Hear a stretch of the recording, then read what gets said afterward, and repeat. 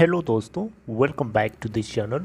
दोस्तों, इस वीडियो के अंदर हम बात करेंगे वोडाफोन आइडिया के लिए। देखिए, आजकल गिरावट का वैसे भी समय चल रहा है और इसी समय अगर वोडाफोन आइडिया का स्टॉक गिरने लगे जैसा कि हो रहा है, तो लोगों के दिमाग में पहले से एक तो ऑलरेडी डर बना हुआ है और वो डर इतना ज़्यादा एम्पलीफाई होकर बड़ा हो जाता है कि लोगों की हालत ख़राब होने लगती है। और ऐसा होना जायज़ है, लोगों की गलती नहीं है। इसी के ऊपर हम बात करेंगे एक अलग तरीके से, एक नए तरीके से और एक एक एक ऑप्टिमिस्टिक तरीके से बात करेंगे जो पॉसिबल है। ऐसा नहीं कि पॉसिबल नहीं है। बस आपसे रिक्वेस्ट है कि आप पूरी वीडियो को ध्यान से देखिए, सुनिएगा। लेकिन उससे पहले जल्दी से हमेशा की तरह दोस्तों आप लोगों से रिक्वेस्ट करना चाहूँगा, अगर आप चैनल को फर्स्ट टाइम देख रहे हैं फाइनेंस मार्केट को, मेक श्योर कि सब्सक्राइब करके बेल आइकन को हिट कर लीजिए। और डीमैट अकाउंट या ट्रेडिंग अकाउंट अगर आपको ओपन कराना है, वीडियो के डिस्क्रिप्शन बॉक्स में लिंक दिया गया है। दोस्तों, आज की ट्रेडिंग किस तरीके से हुई हम उसको डिस्कस नहीं करेंगे, बस आपको डिलीवरी परसेंटेज बताना चाहूँगा। उससे थोड़ा आइडिया आपको भी लग जाएगा कि कितनी क्वांटिटीज़ की डिलीवरी उठाई गई आज के ट्रेडिंग सेशन में। देखिए, 10 जून 2022 को टोटल 10,19,19,330 क्वांटिटीज़ की ट्रेडिंग करी गई, जिसमें से 2,31,80,10 क्वांटिटीज़ की डिलीवरी उठाई गई। परसेंटेज ऑफ डिलीवरी है 22.7%। दोस्तों, एक नाव के, एक शिप के एग्जांपल से समझते हैं, एक बोट के एग्जांपल से समझते हैं। मैं बोट टर्म यूज़ करूँगा। दोस्तों, एक बोट है सपोज़ करिए, और एक बहुत बड़ा सा समुद्र है। बोट समुद्र में तैर रही है और उसमें बहुत से लोग सवार हैं, ठीक है। यहाँ पे जब बोट डूबने लगती है या ऐसी सिचुएशन आती है जब तूफ़ान आता है, जब बहुत तेज़ी से हवा चलती है, तो ऐसा लगता है कि ये शिप जो है पलट जाएगी। तो बहुत से लोग डरने लगते हैं, बहुत से लोग चिल्लाने रोने लगते हैं, ये अब क्या होगा, अब तो हम डूब जाएंगे। लेकिन दोस्तों, उसी में इतने लोगों में से कुछ ऐसे लोग भी होते हैं जिनकी मेंटालिटी उन लोगों से बिल्कुल अलग होती है। वो पॉजिटिवली सोचते हैं, वो कुछ ऑप्टिमल तरीके से सलूशन ढूंढने की कोशिश करते हैं कि जो उनके पास जितना साधन है, जितना सब कुछ है, उतने से हम कुछ कर सकते हैं जिससे हम डूबने से बच सकते हैं।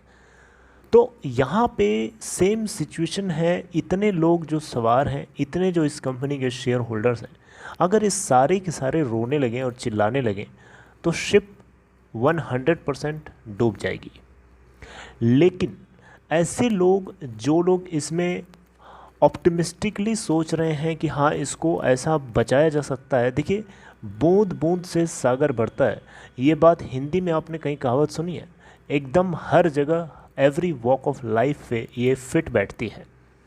यहाँ पे भी कुछ ऐसी सिचुएशन है, अगर एक एक बंदा यहाँ पे उस शिप के अंदर जो पानी भर रहा है, जिसकी वजह से वो डूबने की सिचुएशन में है, अगर एक एक बंदा वहाँ जो शिप में बैठा है, अगर अपने हाथ को यूज़ करके अगर पानी निकालना शुरू कर दे, तो उसके अंदर पानी भरने के रेट से तेज़ी से निकालने का रेट अगर हो जाता है, तो डेफिनेटली शिप जो है इंस्टेंटली तो नहीं डूबेगी, उसको सेल करके कॉर्नर तक ले जाया जा सकता है। मेरी बात समझे कि नहीं? पानी भरने का जो रेट है, उससे तेज़ी के, उससे मतलब उसके रेट से कहीं ज़्यादा तेज़ी से पानी निकालने का रेट हो जाए, जो कि यूनिटी में पावर होती है। सारे के सारे अगर मिल जाएं तो अपने हाथ को इस्तेमाल करके, अपने हैंड को यूज़ करके निकाल सकते हैं। अब आप लोगों में से कुछ लोग कहेंगे कि चुल्लू भर पानी हाथ से निकलेगा, उससे क्या नाव डूबेगी, बचेगी यार, कैसी बात कर रहे हैं। तो दोस्तों, यही तो गलत फहमी है, यही तो ट्रिक है।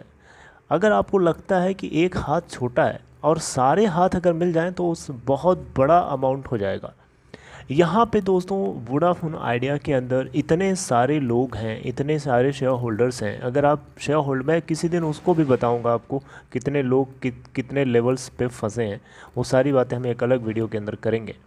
लेकिन जो भी है, आज की डेट में वोडाफोन आइडिया का जो शिप है, उसके अंदर जितने लोग भी सवार हैं, उन सारे लोगों को ये एक चीज़ करनी चाहिए। जितने लोग हैं वो सभी के सभी अपने फैमिली मेम्बर, देखिए एक फैमिली मेम्बर में कम से कम 4 लोग तो होते हैं ना, 4 लोग, 3 लोग, 5 लोग, 6 लोग, जिस तरीके से, और उसी हिसाब से आदमी अपने घर में सिम यूज़ करता है। तो आप ये ना सोचो कि यार आप अपने घर में 2 लोगों का सिम अगर और ख़रीद लोगे वोडा आइडिया का तो फिर आप उससे क्या होगा। अगर सोचो यही काम अगर 1 लाख लोग करते हैं, 1 लाख लोग करते हैं, 1 लाख से 10 लाख लोग करते हैं, 20 लाख लोग करते हैं, तो उसका इम्पैक्ट पड़ेगा। मेरी बात समझिएगा, उसका इम्पैक्ट पड़ेगा।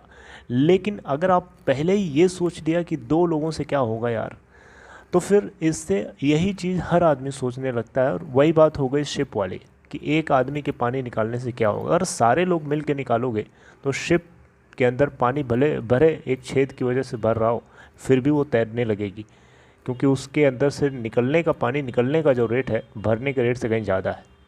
तो इक्विलिब्रियम अपने फेवर में, अपने डायरेक्शन में अगर बैलेंस करके रखोगे तो आप सेल करके उस समुद्र से, ओशन से बाहर निकल जाओगे। अदरवाइज़ इसका उल्टा होगा तो सिंक कर जाओगे।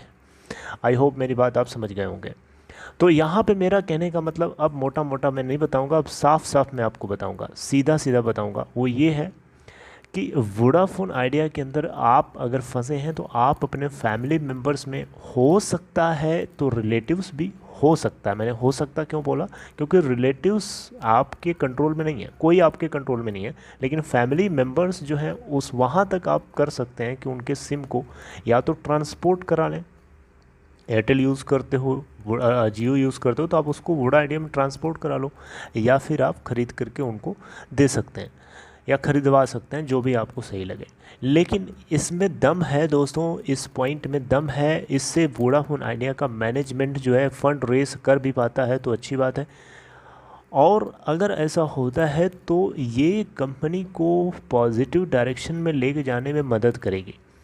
इससे कंपनी अपने बिज़नेस के ऊपर और खर्च करेगी और नेटवर्क क्वालिटी को बेहतर बनाने में खर्च करेगी, जिससे उनके सब्सक्राइबर्स ऑटोमेटिक बढ़ने लगेंगे और फिर सब कुछ नॉर्मल होने लगेगा। कर्जा धीरे धीरे पे करने की हालत में आ जाएगी कंपनी, सब कुछ प्रॉफिटेबल होने लगेगा। कंपनी एक बार प्रॉफिट बनाने लगी तो उसके बाद अपने डेट को रिड्यूस करने की इसकी क्षमता अपने आप ऑटोमेटिक डेवलप हो जाएगी। लेकिन बुरे समय में बुरा वक्त बहुत ही सताता है। वो बोलते हैं ना, कंगाली में आटा गीला, हिंदी में एक कहावत है। तो वैसी ही कुछ सिचुएशन अभी चल रही है और उस गीले आटे को सुखाने की जिम्मेदारी अगर हम लोग नहीं लेंगे तो कौन लेगा, ज़रा सोचिए।